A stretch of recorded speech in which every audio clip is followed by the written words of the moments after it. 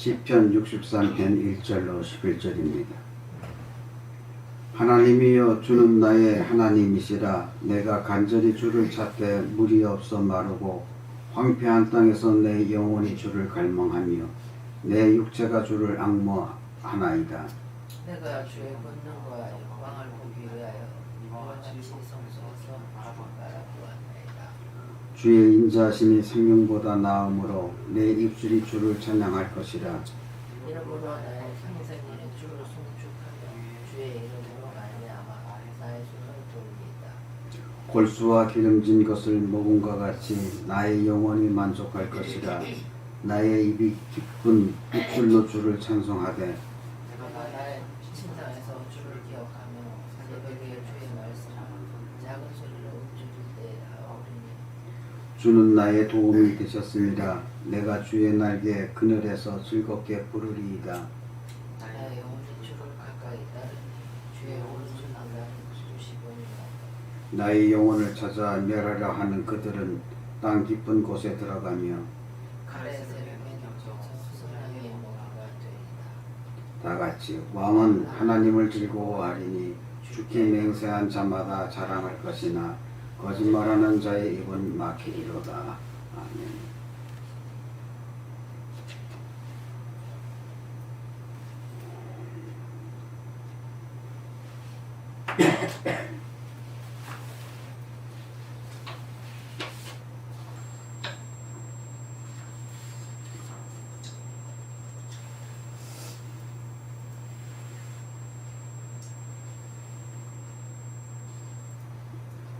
오늘은 3월 셋째 주이자 사순절 제3주일이 됩니다.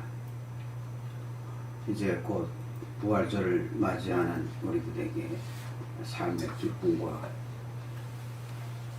하나님께 영광을 돌리는 일이 있기를 바랍니다.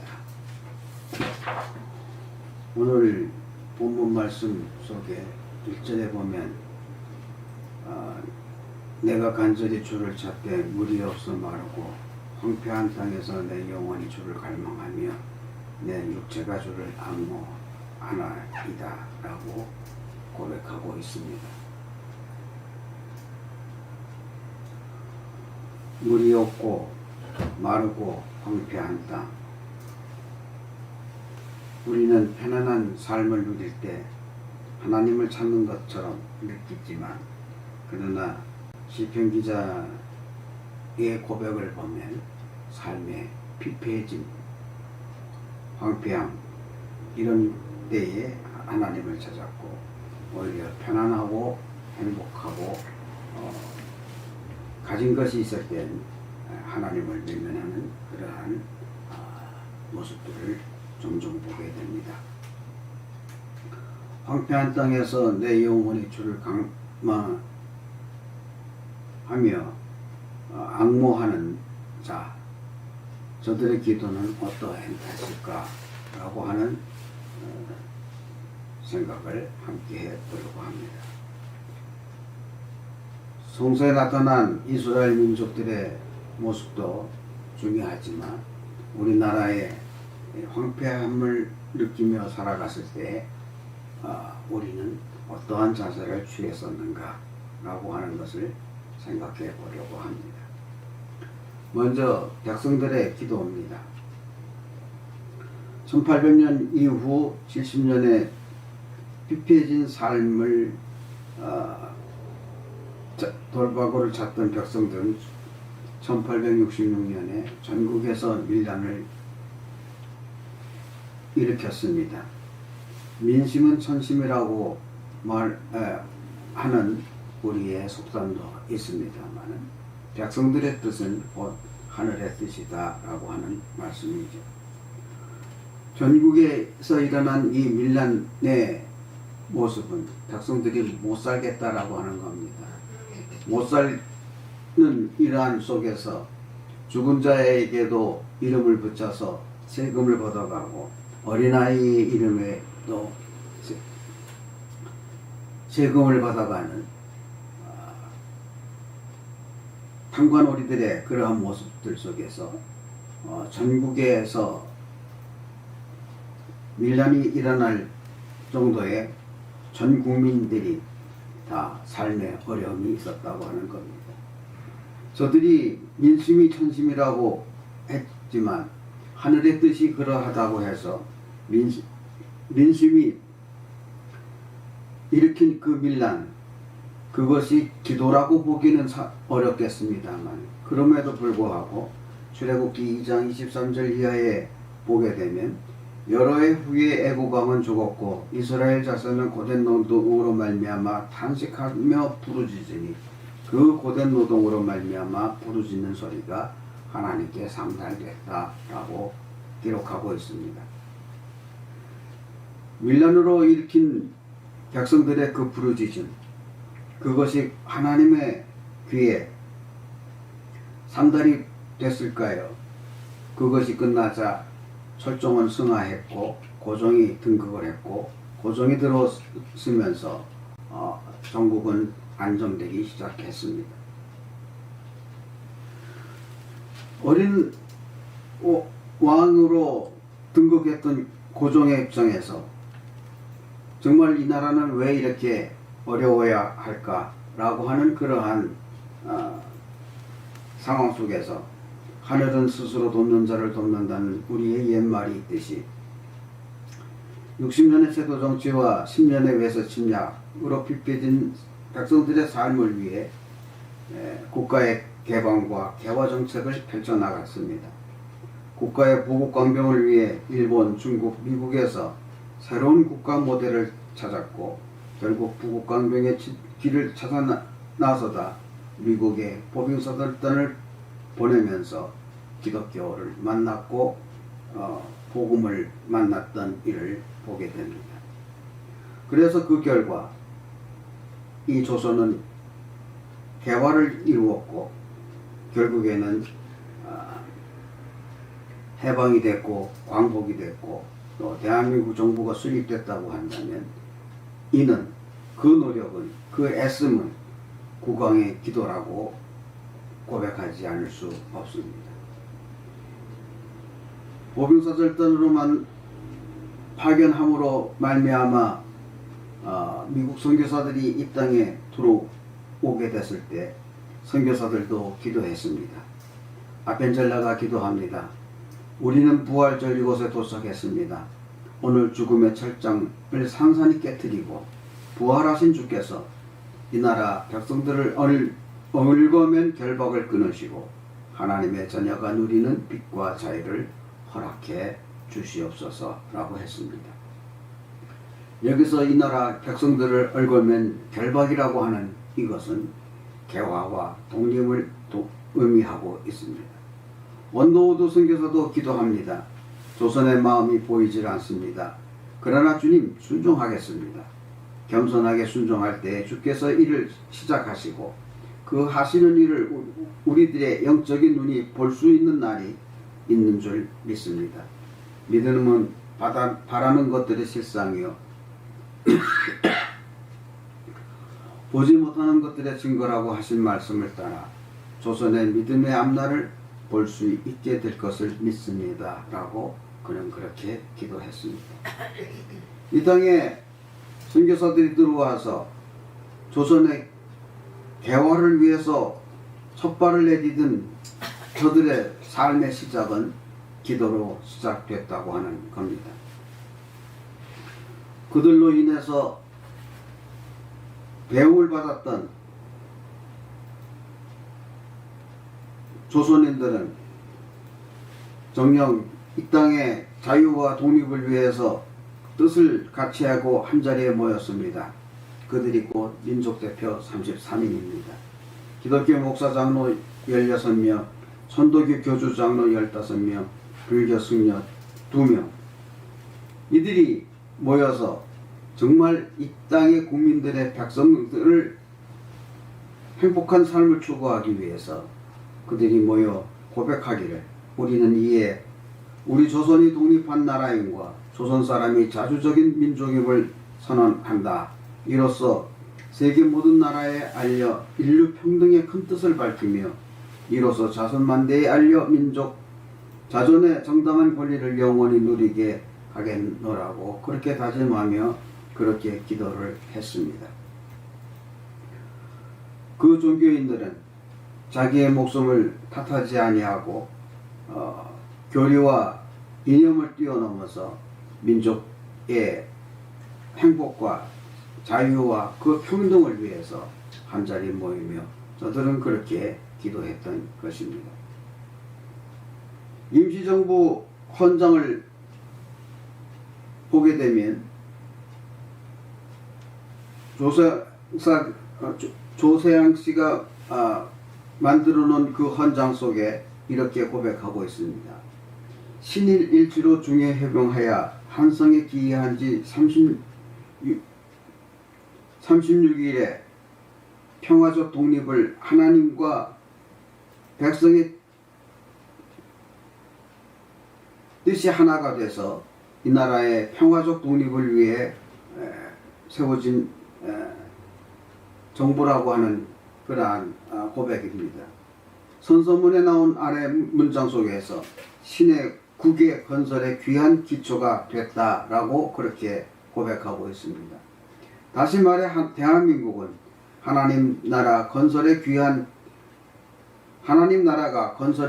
기초가 라고 하는 그러한 고백입니다. 거기다가 마침내 일본의 야만을 교화한다고 하는 그러한 주장까지 포함이 되어 있는데 이것은 일본에게 기독교를 전파해서 일본을 회개시키겠다고 하는 그 고백까지도 거기에 담겨져 있는 것을 보게 되면 당시에 정부를 이끌었던 위정자들이 얼마나 하나님 앞에 기도하며 헌신하며 또 그렇게 되기를 간절히 기도했다고 하는 사실을 확인할 수 있습니다. 저들뿐만 아니라 독립운동가 애국자들도 기도를 이렇게 하고 있습니다. 유관순의 기도문을 보게 되면 오 하나님이시여 이제 시간이 임박하였습니다. 원수 외를 물리쳐 주시고 이 땅의 자유와 독립을 주소서.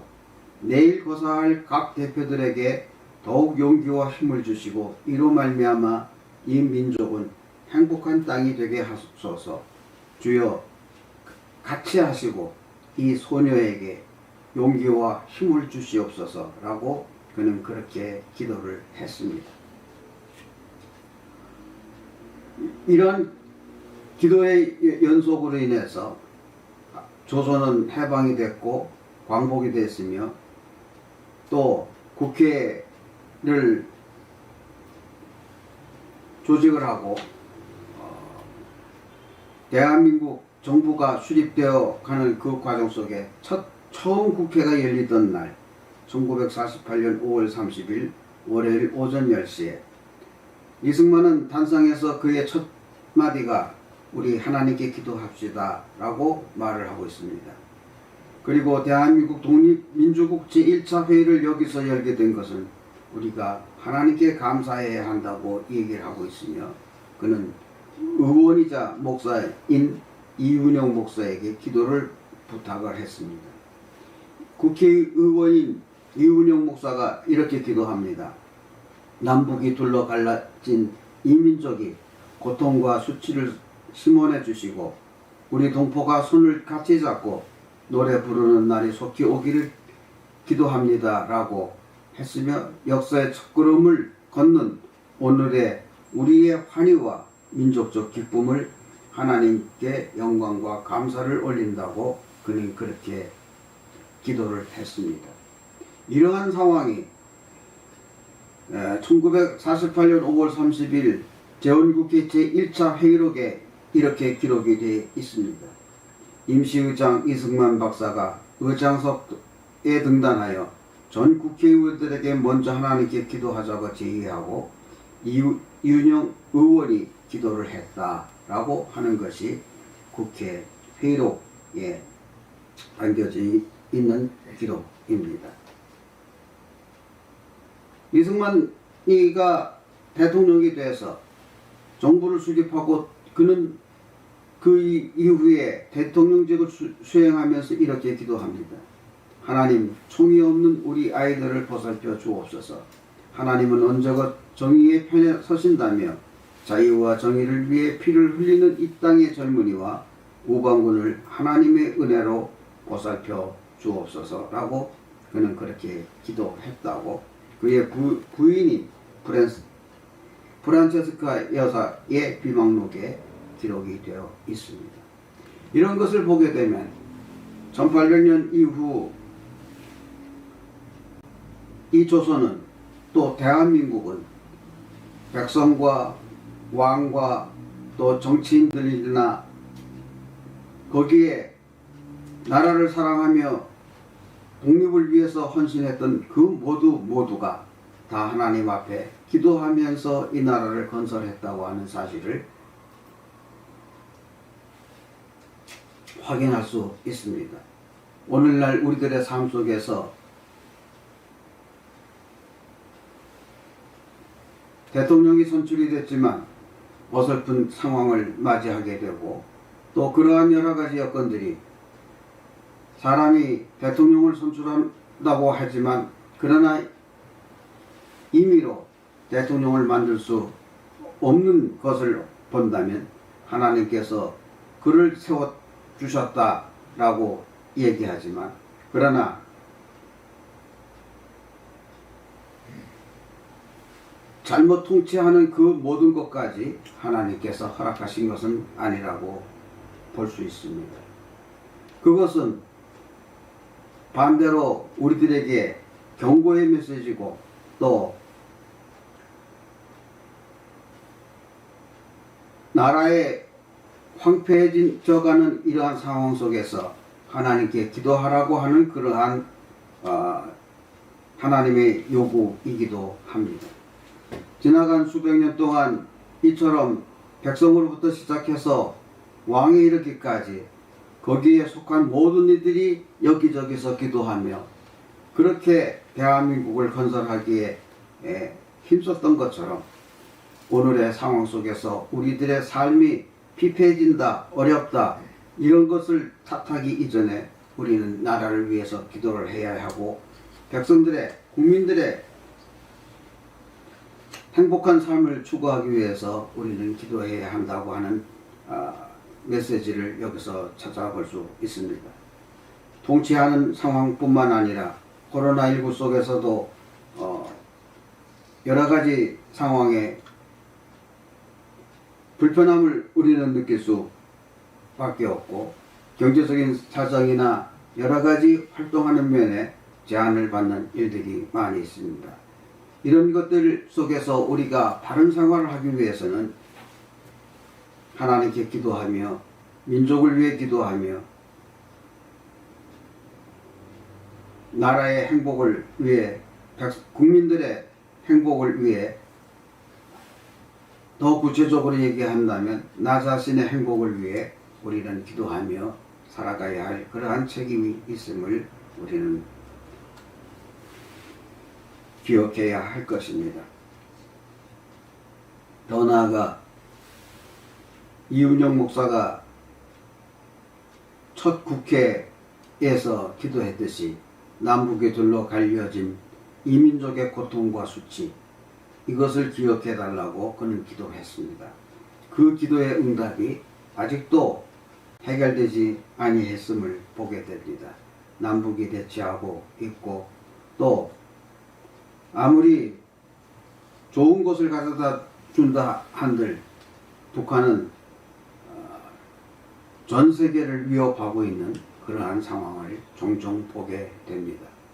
그럼에도 불구하고 우리는 저들을 대체하며 전쟁으로 끌고 가야 할 문제가 아니라 우리는 저들을 위해서 기도하며 평화 통일을 이루는 그날까지 우리는 지속적으로 기도하며 달려가야 할 문제가 책임이 있다는 말씀입니다. 여하튼 우리들의 생활 속에서 하나님께 부르짖는 기도가 없다면 그것은 아무리 세상이 잘못되어 간다고 불평한들 소용이 없는 일일 것입니다. 불평이 앞서는 것이 아니라 잘못된 것을 바로잡기 위해서 투쟁하고 배척하는 그러한 것보다 먼저 하나님께 기도하며 하나님의 뜻을 찾아가는 것이 우리 신앙인들의 도리라고 보아집니다. 믿음을 가지고 황폐해진 이러한 때에 하나님의 섭리가 함께하기를 기다리는 우리 육체가 주를 앙모하며 살아가는 그러한 삶이 우리 예언교회에 속한 모든 교우들의 삶의 자세가 되기를 바랍니다. 맨 마지막 절에 왕은 하나님을 즐거워하리니 주께 맹세한 자마다 자랑할 것이나 거짓말하는 자의 입은 막힌뒤로다 라고 했습니다. 정치도 거짓말을 해서는 아니 됩니다. 힘을 가졌다고 거짓말을 하고 자기를 따르라 라고 하는 것은 있을 수 없는 일일 것입니다. 그 거짓말은 권력자라 하더라도 거짓말하는 자의 입은 막힌다고 했으니 우리는 모든 것을 하나님께 맡기고 하나님의 뜻에 따라 살아가는 우리들의 삶이 되기를 바랍니다.